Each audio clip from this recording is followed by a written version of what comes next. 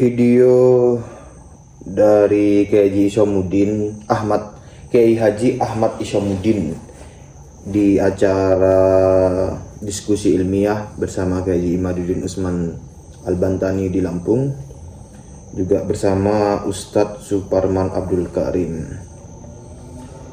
Beliau mengungkapkan beberapa hal di dalam sambutannya itu sebelum bergulirnya diskusi ilmiah atau dialog ilmiah tersebut. Saya akan skip bagian pembukanya, langsung masuk ke ceramah beliau. Untuk lengkapnya teman-teman silakan ke akun YouTube Ustadz Suparman Abdul Karim 2. Linknya juga saya sematkan di kolom deskripsi, dan silakan teman-teman subscribe juga akun beliau, karena akun beliau yang utama distract atau diserang oleh klan Habib Alwi dan budak-budaknya. Memang begitu, mereka tuh jahat begitu. Kiai Haji Ahmad Isyamuddin ini, beliau adalah merupakan wakil ketua Komisi Fatwa Majelis Ulama Indonesia tahun 2017, pada periode tahun 2017, dan sesuai dengan tahunnya ya, sesuai dengan periodenya. Kalau sekarang saya belum mengecek. Kemudian juga beliau merupakan Rois Suriah Pengurus Besar Nahdlatul Ulama PBNU masa hikmah 2015-2021. Nah, mari kita tonton videonya. Sebelum itu saya repost video ini karena akun Ustadz Suparman Abdul Karim 2 ini ketika saya search di YouTube itu belum muncul di hasil pencarian, sehingga saya sedikit berkontribusi untuk menyebarkan kembali informasi mengenai akun YouTube beliau yang baru. Sekali lagi silakan di subscribe ya.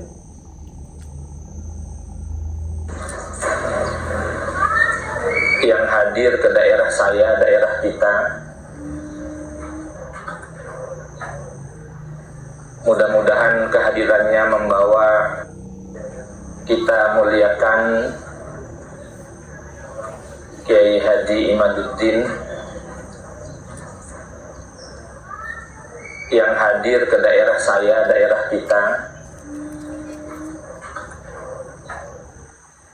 mudah-mudahan kehadirannya membawa berkah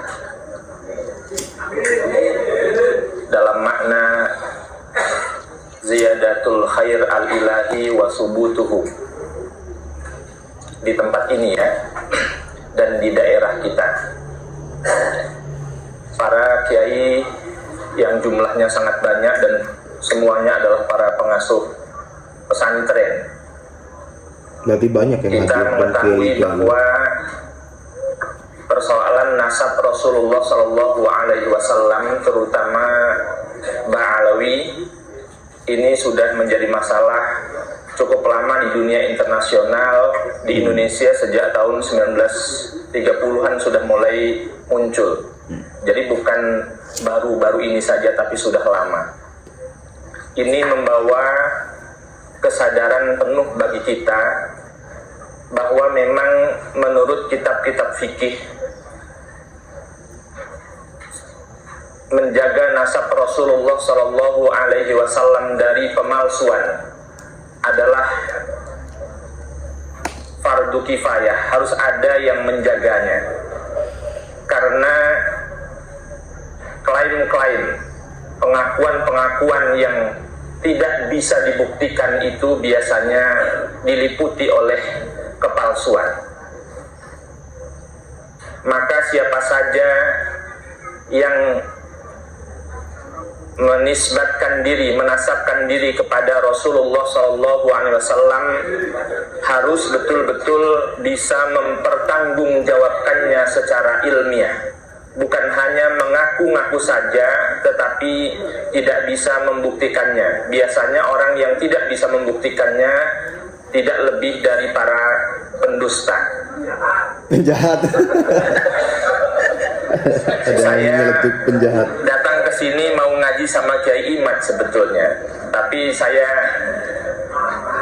dianggap sebagai kasepuhan meskipun rambut saya belum putih atasnya ya. Kalau bawahnya jenggotnya mungkin. Ya jenggot maksudnya. Di dalam Islam itu ada dikenal dengan maqasidus syariah, tujuan dari syariat Islam, yang dikenal dengan ad-daruriyat al-khams, 5 hal yang prinsip yang wajib dijaga bukan saja oleh umat Islam, akan tetapi wajib dijaga oleh setiap manusia. Salah satunya adalah hifdzun nasal. Hifdzun nasal itu di dalam syarah-syarahnya dijelaskan sebagai hifdzun nasab, penjagaan terhadap nasab. Nasab kita saja harus dijaga, harus jelas siapa bapak kita. Kalau ada orang ditanya siapa bapakmu tetapi dia tidak bisa menjelaskan, saya kira ini termasuk makhluk aneh. Demikian pula siapa kakeknya, siapa bapak dari kakeknya. Ya, dalam Islam itu nasab merupakan sesuatu yang sangat penting. Ya, bukan hanya memikirkan nasib dan nisab, tetapi nasab itu sangat penting untuk dibicarakan. Membicarakan nasab adalah sesuatu yang wajib. Tetapi ngaku-ngaku nasab yang bukan kepada nasabnya dalam Islam itu diancam dengan neraka. Artinya nasab itu harus dijaga karena nasab itu juga mempengaruhi kita akan masuk surga atau tidak masuk surga. Oleh karena itu, karena hifdzun nasal atau hifdzun nasab merupakan bagian dari ad-daruriyat al-khams, sesuatu yang prinsip yang wajib dijaga. Nasab kita saja harus dijaga, bagaimana dengan nasab Rasulullah Shallallahu Alaihi Wasallam. Oleh karena itu di dalam Islam banyak sekali kitab-kitab tentang nasab yang saya kira tidak semua kiai menekuninya. Sebagaimana tidak banyak kiai menekuni ilmu mawaris, ilmu tentang waris, maka ilmu nasab ini juga apalagi di Indonesia merupakan ilmu yang jarang dikaji. Oleh karena itu kajian Kiai Imaduddin ini sebagai sesuatu yang ilmiah yang tentu beliau pertanggungjawabkan, tentu dengan pro kontranya, tentu ada yang setuju, ada yang tidak setuju. Itu tidak masalah. Yang paling penting kita menyadari bahwa jangan sampai nasab Rasulullah Shallallahu Alaihi Wasallam itu terkotori, ya, tidak terjaga. Karena niat kita itu bukan untuk meremehkan atau untuk mengajak kepada fanatisme yang buta. Akan tetapi kita ini ingin ukuran kemuliaan kembali kepada ajaran Islam, bahwa yang mulia itu adalah orang yang bertakwa kepada Allah, bahwa yang wajib dihormati dan tinggi derajatnya di sisi Allah itu adalah orang-orang yang ilmunya mendekatkan diri kepada Allah Subhanahu wa Ta'ala, dan lain-lain semua diajarkan oleh Islam.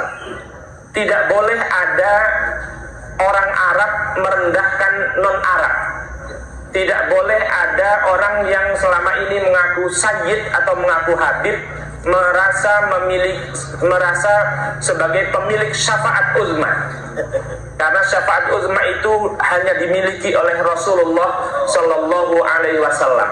Oleh karena itu para kiai khususnya di daerah saya ini, Pringsewu, tidak boleh lagi menjadi sasaran dawir. Tidak boleh menjadi sasaran orang minta-minta atas nama Rasulullah Shallallahu Alaihi Wasallam, karena yang demikian ini justru tidak menjaga kehormatan daripada Rasulullah Shallallahu Alaihi Wasallam.